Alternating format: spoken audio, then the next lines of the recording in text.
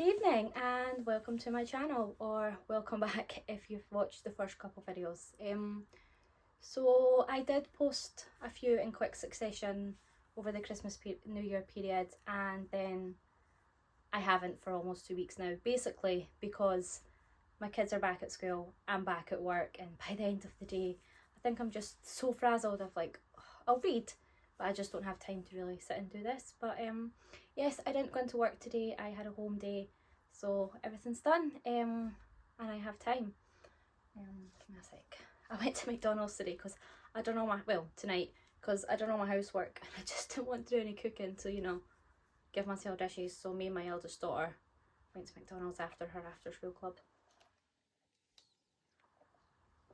I meant to be eating healthy, so technically it's a diet cola, so it's fine. Anyway, I actually went to my library yesterday after work and managed to get myself quite a good haul.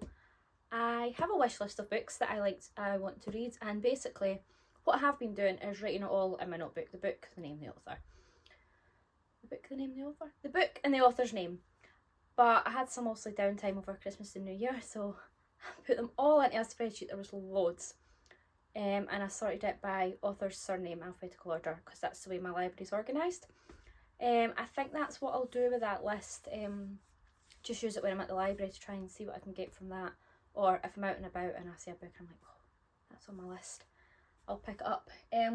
This is an attempt to, curb my TBR. It's not really working. I've bought one book this year, and technically I never bought it because it was £3 in the works and I had £2.50 in vouchers, and my partner had given me money for the car parking, and I used that change to pay the remainder of the book. So girl math, I technically didn't buy it.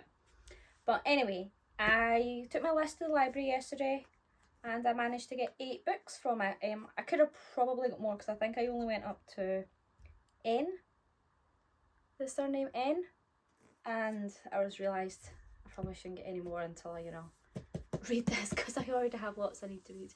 But yeah, I'll just go through them. So the most fun we ever had.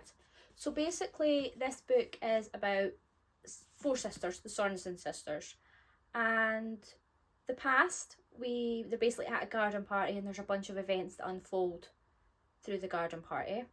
And then we have now.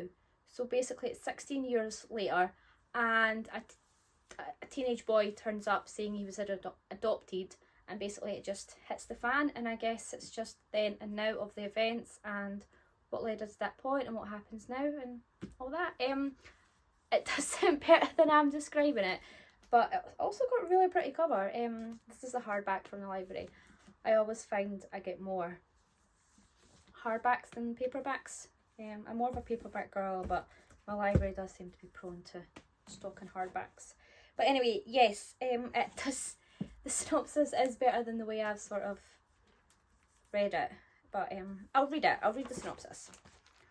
At a family wedding, the 4 Sorensen sisters polka dot the green lawn in their summer pastels, with varying shades of hair and varying degrees of unease. Their long infatuated parents watch on with a combination of love and concern. 16 years later, the already messy lives of the sisters are thrown into turmoil by the unexpected reappearance of a teenage boy given up for adoption years earlier, and the rich and varied tapestry of the Sorensens' past is revealed. Weaving between past and present, The Most Fun We Ever Had portrays the delights and difficulties of family life and the endlessly complex mixture of affection and abhorrence we feel for those closest to us. A dazzlingly accomplished debut and an utterly immersive portrait of one family's becoming, it marks the arrival of a major new literary voice. So yes, the synopsis is much better than the way I describe it. So yeah, that's been on my list for a while, and I thought it sounds really good. The only thing I'm a bit concerned about with this is there's 4 sisters, we have past and present. That might get a bit overwhelming at times, but I guess I won't know until I actually get stuck into it. The next book I got is The Girls Who Disappeared by Claire Douglas. I have actually read another one of Claire Douglas's books. I'm just checking if it's up here. It was The Woman The Woman Who Lied. I actually don't think it's on my bookshelf.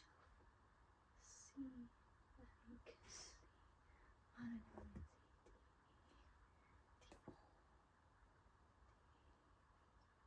No, I can't see it, which is strange because I was pretty sure.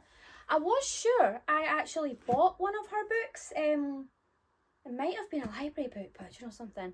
Probably should try and find a system for keeping track of books that I read that were library and anyway, I did read one of her books called The Woman Who Lied, and it was really good. I really enjoyed it. So when I saw the synopsis for this one, I thought I'll give this one a go. I'm just going to read the synopsis again because that always sounds much better than the way I describe it. So, 3 girls missing. 20 years ago, one rainy night, Olivia Rutherford is driving 3 friends home when a figure in the road causes her to swerve and crash. Regaining consciousness, she finds herself alone in the car. Her friends have vanished. They are never seen again. Now, journalist Jenna Halliday visits the close-knit community of Staffordbury to persuade Olivia to talk and solve the mystery of the girl's disappearance, but Olivia won't speak. What happened? Is Olivia hiding something? Why are the people of Staffordbury so frightened? How many secrets can one small town hide? So, again, it's a then and a now sort of scenario that's going on. But yeah, because I enjoyed her other books so much, I thought this one sounds really good. This one's actually a paperback. It might be the only... No, I've got 2 out of the 8 are paperbacks. But yeah, it should be good. The next one. Oh, this one sounds good. I'm actually really looking forward to reading this one. This Is How It Always Is by Laurie Frankel. Just going to go drop this one up. This is Claude. He is 5 years old, the youngest of 5 brothers, and loves peanut butter sandwiches. He also loves wearing a dress and dreams of being a princess. When he grows up, Claude says he wants to be a girl. Rosie and Pen think their wonderful son can be whoever he or she wants to be.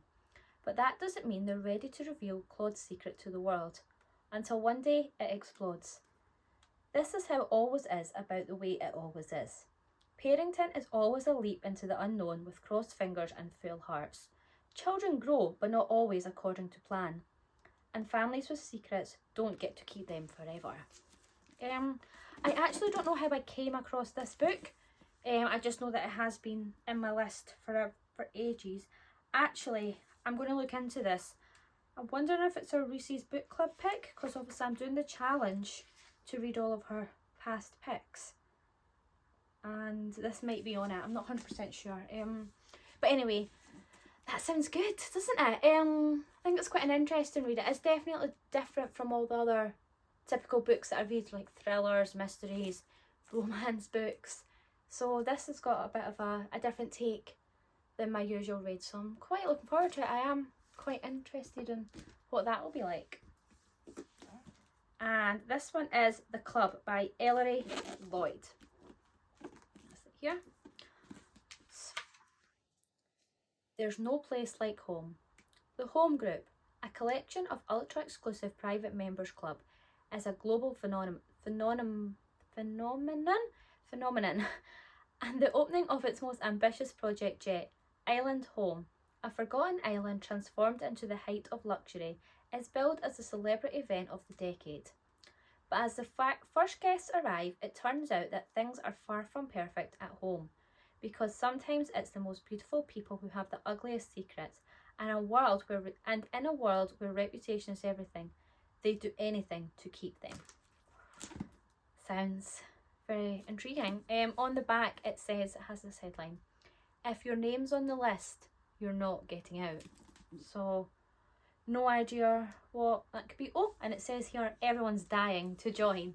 So yeah, that sounds like it could be quite intriguing. Don't have any more details than that on it. I'm not going to look too much into it, but I do know, I remember seeing this book and I remember thinking, oh, that sounds intriguing, and then deliberately not looking more into it so I can have more of a surprise when I start reading. Emma Cline, The Guest. Summer is coming to a close on Long Island, and Alex is no longer welcome. One misstep at a dinner party and the older man she's been staying with dismisses her with a ride to the train station and a ticket back to the city. With few resources but a gift for navigating the desires of others, Alex stays on the island. She drifts like a ghost through the gated driveways and sun-blasted dunes of a rarefied world. Oh my goodness. Trailing destruction in her wake. Taut, sensual and impossible to look away from, the guest captures the latent heart and potential danger of a summer that could go either way for a young woman teetering on the edge. Yeah. Again, it's one of those ones that the synopsis doesn't go into too much detail, but again, I've probably deliberately tried not to look on Goodreads or into any sort of further reviews. Sometimes I only need a little bit to think, oh, that book is intriguing, it draws me in, and I'm like, yep, I'll definitely enjoy this one. Let's see. Right. The Rules of Magic, Alice Hoffman. So when I went to the library, I saw there was 2 books by her, The Book of Magic and The Rules of Magic. Don't have any signal in the library, so I couldn't Google it to see which book was first and which book was second. I've just totally winged it, and I'm just going to give it a go and see where I go from there. From the beginning, Susanna Owens knew her 3 children were unique. Franny, with her blood-red hair, who can commune with birds. Jet, shy and beautiful, who knows what others are thinking. And Vincent, too charismatic for his own good. Susanna needed to set some rules of magic. No walking in the moonlight, no red shoes, and certainly, absolutely, no books about magic. And yet, despite the warning handed down through the family for centuries, that love will be their undoing. The Owen siblings will break every one of these rules and discover who they truly are. So, yeah, it sounds really good. It's a bit different from mostly all my other sort of mystery, thriller type books. I'm a bit more fantasy. It does say on the front, a story full of magic, love, family, heartbreak and redemption, Reese Witherspoon, which makes me think I've picked this one because, again, it's from the Reese's book pick. Now I come to think of it, most of the books on my wish list are probably from Reese's book list. Possibly, I might be wrong on that one. But yeah, so that'll be a wee fantasy one to sort of break it up. This one is a mammoth book. I mean, it's not actually, it just feels physically bigger. I think the most fun we ever had is bigger. But anyway, this book just feels more daunting. So, this is The Paper Palace by Miranda Cowley Heller. Before anyone else is awake on a perfect August morning, Elle Bishop heads out for a swim in the glorious freshwater pond below, the Paper Palace, the gently decaying summer camp in the backwoods of Cape Cod where her family has spent every summer for generations. As she passes the house, Elle glances through the screen porch at the uncleared table from the dinner the previous evening. Empty wine glasses, candle wax on the tablecloth, echoes of the laughter of family and friends. Then, she dives beneath the surface of the freezing water to the shocking memory of the sudden, passionate encounter she had the night before, up against the wall behind the house, as her husband and mother chatted to the guests inside. So begins a story that unfolds over 24 hours and across 50 years, as decades of family legacies, love, lies, secrets, and one unspeakable incident in her childhood led Elle to the precipice of a life-changing decision. Over the next 24 hours, Elle will have to decide between the world she has made with her much-loved husband Peter and the life she imagined would be hers with her childhood love Jonas if a tragic event hadn't changed the course of their lives forever. Tender yet devastating, The Paper Palace is a masterful novel that brilliantly illuminates the tensions between desire and safety, the legacy of tragedy and the crimes and misdemeanours of families. Well, that sounds like it could be quite a read as well. So yes, and last but not least, Our Missing Hearts by Celeste. I'm not entirely sure how to say her surname. It's NG. This one is quite, I feel like it could almost be classed as a dystopian book, but I'll read the synopsis and you can take it from there. This is quite hard to read, this one, because it's actually like, I don't know how well you can see it. It's like red and white writing on the black cover, but I'll give it a go. I might have to squint my eyes a bit. 12-year-old bird gardener lives a quiet existence with his loving but broken father. A former linguist who now shelves books at Harvard's library. He knows not to ask too many questions, stand out too much, stray too far. For a decade, their lives have been governed by laws written to preserve American culture in the wake of years of economic instability and violence. To keep the peace and restore prosperity, the authorities are now allowed to relocate children of dissidents, especially those of Asian origin, and libraries have been forced to remove books seen as unpatriotic, including the work of Bird's mother Margaret, a Chinese-American poet who left the family when he was 9 years old. Bird has grown up disavowing his mother and her poems. He doesn't know her work or what happened to her, and he knows he shouldn't wonder. But when he receives a mysterious letter containing only a cryptic drawing, he is drawn into a quest to find her. His journey will take him through the many folk tales she poured into his head as a child, through the ranks of an underground network of librarians, into the lives of children who have been taken, and finally to New York, where a new act of defiance may be the beginning of a much-needed change. Our Missing Heart is an old story made new of the ways supposedly civilised communities can turn a blind eye to the most searing injustice. It's a story about the power and limitations of art to create change in the world, the lessons and legacies we pass on to our children, and how any of us can survive a broken world with our hearts intact. Well, again, that's quite a book, isn't it? It seems to me like it's almost dystopian. I think I'll have to actually read it to get a better guess on the genre, to get a better idea of what the genre is. So yes, that is the 8 library books that I picked up yesterday that is on my wish list.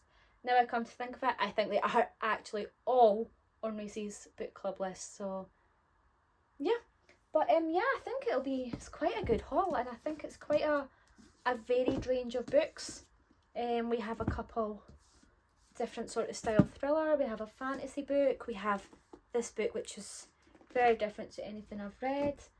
So yeah, this one wasn't on the wish list, I know that because I physically remember writing that one myself.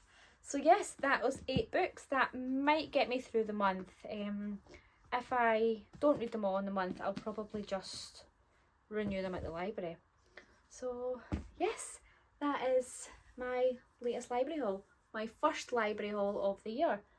I'm sure I will, maybe I should read all of those, but once again, we don't know if it's going to be, sounds all good with the synopsis, but you actually, until you start reading, you really don't know what it's going to be like. So yes, I'm sure once I read them and I do my sort of monthly roundup, I will talk back through them. But yes, thank you very much if you have sat through that, and hopefully I'll get another video up soon. Thank you.